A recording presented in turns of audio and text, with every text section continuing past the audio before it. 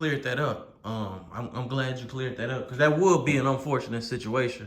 I know plenty of people from Texas who come out here on vacation. Right. You know what I'm saying? And me personally, I wouldn't naively think that something somebody else said has repercussions on me or anybody else. You know what I'm saying? So with you saying that was your reason for doing that, I think there's some nobility to that. Yeah. You know what I mean?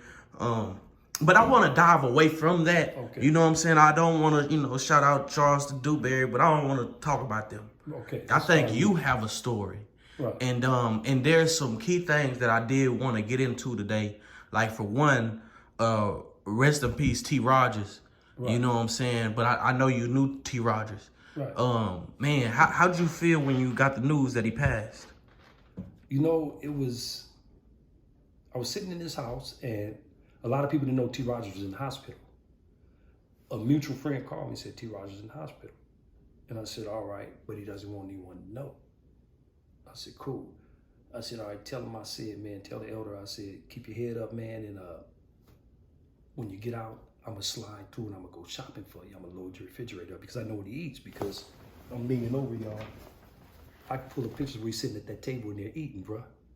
Yeah. And he knows I only cook organic foods, and he knows also that I don't eat pork and so on. So we have a lot of similarities in what we eat. So I said, okay, man, I'm going to slide to the store and buy you everything you need to eat. So the word that came back to me was like, he said, bet, but don't let anyone know I'm in the hospital. I said, cool. Nobody will know, man. I ain't gonna let nobody know, man. You know, I got you. And then the same individual called me crying the next day and said, T. Rogers died. And I felt like somebody hit me in the pit of my stomach, because we sat in this living room, man, and had deep conversations, and there's things about me that I'm not gonna put on. That's T. Rogers right there. These are the last intimate pictures that he had of anyone's house. Turn around and look. That's the same TV right there. Okay, so we set up in here, man, and we had a field day. That's T. Rogers at my table. Me cooking a meal, I cook. Okay, that's in that same kitchen right there, you know. So we had a relationship that superseded business. We had a relationship of, I've heard your name for years, but we never got to meet each other, but we knew each other through the streets. Right. And the funny thing is, he has a son, one son, who came to federal prison with me, and he was my cellie. And I said to his son, this is the first thing I said to his son when he came in the cell. Where you from, homie? He like, my name Fat Kid, I'm from Stones or Jays. I'm like, I'm from Corporate Park. I said, hey, check this out, man, I'm a snitch. And his son looked at me like, what? I said, yeah, I'm a snitch and you a snitch. If you keep that attitude here, you'll survive. Don't discuss your case with everybody or nobody. Think of everybody as a snitch. I said, and you'll win. That's the only way you're gonna win in the feds, because there's informants on every floor. So of course I'm not a snitch, but he understood when I said that to him. Don't discuss your case with me, man. So we had a few discussions as we felt each other out, and I presented the paperwork I had, and he subsequently beat his case. Now this whole time, when he went and told his father that I met this dude, my daughter, my eldest daughter, is working with T. Rogers. So show you how small the circle is. And he had asked me, you ever heard of T. Rogers? That's my father. I'm like, yeah, who hasn't? And my daughter had asked T. Rogers, have you ever heard of a dude named Pride D out of Compton? He said, the crazy boy? That's how he talked. She's like, yeah, that's my dad. So it just shows a small world. He's interacting with my daughter, teaching classes and teaching women empowerment. And I saved his son from a Fed case. Don't tell him, keep your mouth shut, man. Don't talk about this, that, and another. Right. Right? And Free game. Yeah, consider everybody in here right. So with T. Rogers, he taught me the definition of intellectual property, letters of intent, as far as business-wise. Right. Streets, I know streets. He was so far removed from the streets. And so that's why I got offended too when certain people say, you can't transform, you can't change. That's BS, man. I changed. I don't hustle. I work every day. I came home, you know, to paraphrase of Minister Malcolm X, I came home after 18 years. If you fail to plan, you plan to fail. I started playing it 10 years ago. I got 4 collegiate degrees. So a person can't tell me you can't change. So, that's me. Not to interrupt you, man, but T. Rogers is a Stone. You know what I'm saying? One of the founders. Right. Which is, a branch of the Bloods. Right.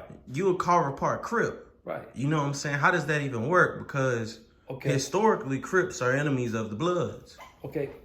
With the introduction of crack cocaine, dudes start making the transition from gang bangers to gang members. I made a transition from a gang banger to a gang member at the age of 28. What that encompasses is, if you a Blood and you want to come buy 9 ounces from me, and I got 4 children's mothers, and 3 of them got bills due, am I going to say, no, I'm not going to serve you because you a Blood? Or am I going to say, let me pay these bills? So with the crack era, it morphed a lot of dudes into gang members. And then you start having crews of gang members. I've robbed banks with Bloods, because that's what I did in my former lifestyle. I've done take over bank robberies with Bloods. We got that money, they went their way, I went my way. So with T. Rogers, by him making the transition to an activist in the community, he was someone that I came home and wanted to emulate in the new me. So you have a lot of Crips and Bloods that get money together. Then in our prison system, Crips and Bloods function as a unit. In the feds, it's the same car. The Crips and Bloods are in the same car. That's nationwide in the feds. Those that are on count. See, they have a thing that says on count, off count the feds. I say off count, don't count. A lot of brothers come to the feds that were gang members on the streets, and they claim they state and won't claim the gang itself. Okay, like when I was in Beaumont, it was 12 Crips in the Crip car, but it's 300 Crips on the main line.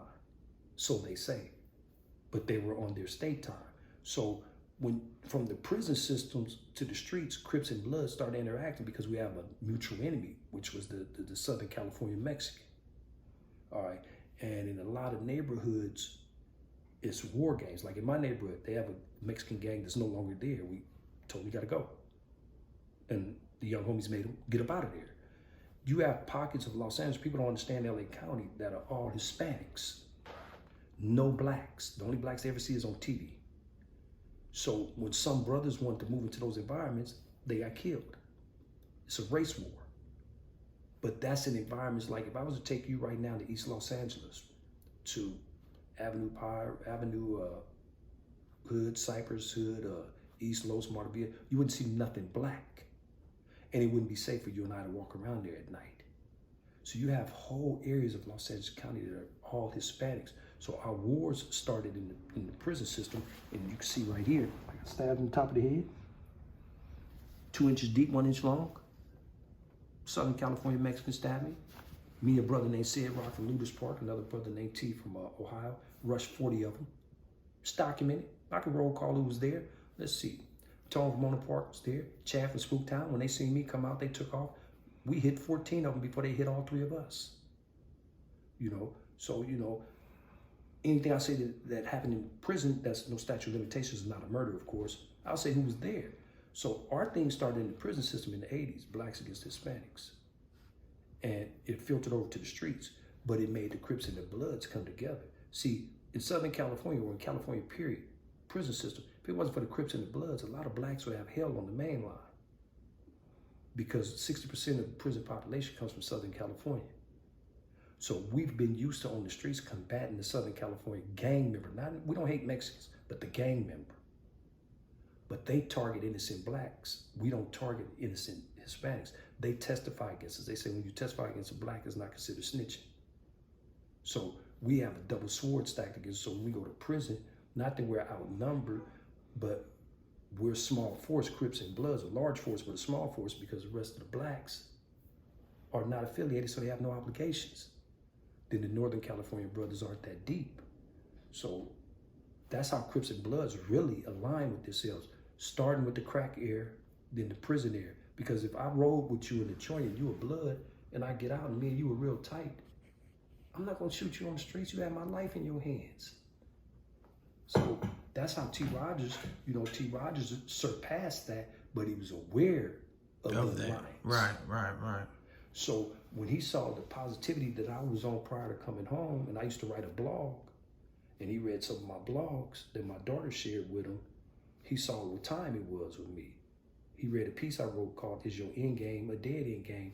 and I roll called 100 names. Then I put all of them died before the age of 30. Is your end game a dead end game? Uh. And when he read that, he started telling my daughter, I really want to hook up with your father. Oh, for sure, man. That's a lot of history. Right. You know what I'm saying? Because I've noticed even the Texas Mexican politics versus the Los Angeles black politics are completely different. It's so segregated here. And I've always wondered why, but no one could tell me. Well, what it is we call it the unholy alliance. In our prison system, when I first went to the pen, bear in mind I was a 17-year-old boy, tried as an adult. It could be this gang got into it with that gang, it wouldn't be racial. But the Mexican Mafia and the Southern California Hispanic gang member had alliances with the Aryan Brotherhood via drug culture, money getting culture, and what have not, right? Right. So they rocked together. Crips, we rocked with the Norteños because they were oppressed, because most of them were migrant workers and with things like that. So they received racism at all-time high from calling them derogatory names, like we were called the N-word, right? So we automatically hooked up with the Norteños in our prison system. And our prison system is like this. If that's a Sereno waterfall, so it's like 1932 Mississippi. A brother's not gonna drink out of it. We can't smoke after each other, drink after each other, share TVs, share telephones, nothing. It's completely segregated. Prisoners imposed, segregated. So they hooked up with the white boys. It's the unholy alliance. We rocked alone. The BGS, what started was Mexican Mafias told the neutral brothers that they had to pay taxes to them in the 80s. The BGF, who was the vanguard of blacks, took up the war, but they couldn't handle that Southern California Mexican. See, when you have a gangbanger has reckless abandonment. Okay, and a structure like the BGF, they had hitters, but they didn't have reckless abandonment from the streets. So reckless abandonment on the streets is this. You just got shot. I jump in the car. I go over to the rival's neighborhood and jump out. Boom, boom, boom, boom, boom, get back in the car. That's reckless abandonment. Now you come to prison. You have that mentality of I don't care. So you become a crash dummy or a torpedo. The BGF were structured like that and they lost. They were losing that war to the Southern California Mexicans. When you say BGF? Black Guerrilla Family. Okay. They were losing that war. And then Mexican Mafias, Southern California Hispanic, accidentally hit a Crip. And the homies took off. And it was on. And it spread from there to the Los Angeles County Jail to the streets. We no longer were on a gangbangers mentality where we were focused on the Bloods, because Bloods and Crips used to battle each other in our prisons. Our focal point became that Southern California Mexican. And I got caught up in that war, you know. And, you know, I did my share of what I had to do and had something done to me too, as you can see at the top of my head. So that's why it's such a rivalry. They have the unholy alliance with the white boys. And then by me, I have 2 children with a Spanish woman, and one of her cousins, who's a Sereno, told me about the meeting they had in 1993. Gave me everything on it. They told them, start killing all the blacks in your neighborhood, starting with the Crips. Because most Crips and most Bloods share a neighborhood with a Mexican gang. And we all got along. But you have 300 men to the Mexican Mafia dictating to you, who I've been getting along with my whole life, to kill me. So we didn't go for it. So when dudes say we don't stand up to them, a few years back, they had put on social media, they killing all blacks, they catching white t-shirts. It was 1,000 Crips on Crenshaw that week with white t-shirts on saying, where y'all at, we here. And they didn't show up. So once again, Crips in league with the Damus in our prison system make it so if a brother like you, unfortunately, was in the street life and didn't gangbang, got caught up, you'd be all right in our prison system. You wouldn't have no problems. Not out of them. Right. You know, so that's what it is. Man, we pushing on 30 minutes quick. Didn't even feel like it, huh? Hey, but it's cool. Yeah. It's appreciative. Yeah. I do want to ask something else though, man. So your relationship with Suge Knight, the boogeyman of hip hop.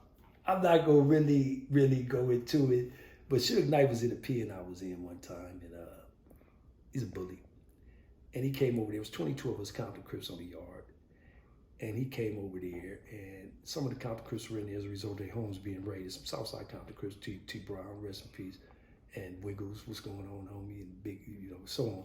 And anyway, long story short, he came over there and acted like he wanted to buy us. It was a chicken sale, and I got, no, man, get your bitch ass away from us. You ain't the only one with money. And T. Rogers said, you the one said that? I heard about that on the streets. But this when I was younger, in state prison. I was about 33. Like, who are you? You ain't nothing around here. And my reputation in prison is, Bri D ain't gonna fight himself out of wet paper sack, but he gonna pick that knife up like he picked that pistol up on the streets. And Suge turned around and walked away from us. But it was 22 Compton Crips at it, but I'm the one that was talking the crap. And it was because I was young and foolish, but in the same token, I was like, dude, you hustling backwards. You got all this money in the world and you gonna stuff here want to gangbang? And there's one thing I do want to clear up about politics in California too. You have Los Angeles Crips, you have Watts Crips, you have Carson Crips, Long Beach Crips, Compton Crips, so on and so on and so on, all these different cities. You have Inglewood Crips and so on. No other city Crip can dictate to a Crip from another city. No one dictates to Compton Crips. Compton Crips don't dictate to no one out of Compton. Compton and Watts, we're allies, have been like that because everyone from Compton is related to someone in Watts. But when people say on social media, this person or that person from Los Angeles said something to a Compton dude, not in this life. And it's nothing against LA. Nothing. Love LA. Love the Rips in LA. I love all your neighborhoods. It's the hub and the dub of neighborhood love. But when people don't know our politics, a dude from Compton can't dictate to a dude from Long Beach and vice versa. A dude from Compton can't dictate to Los Angeles and vice versa. I don't care who you are. You have no say-so in Compton. Period. Tookie didn't have say-so in Compton. Mac Thomas had say-so in Compton. So, as far as how things evolved, Raymond Washington had say-so in Compton because he's a founder. Tookie came after Raymond, but Tookie is West Side. But Tookie had pull in Compton. But final stamp, Mac Thomas, Big Salty, OG Marcellus.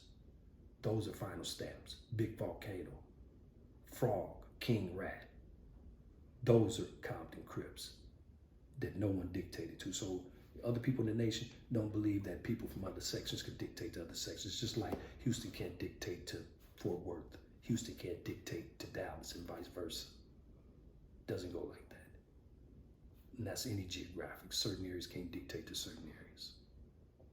With that being said, man, I appreciate you stopping by in my humble dwellings. I appreciate you for allowing me in, man. Where can we find you and more information about your organization? You can go on THEUSAStreets.com or you go UnitedStreetsOfAmerica.com. We have a show called We Salute the Grind that is hosted by my daughter. Comes on Sundays, Wednesdays, and Fridays.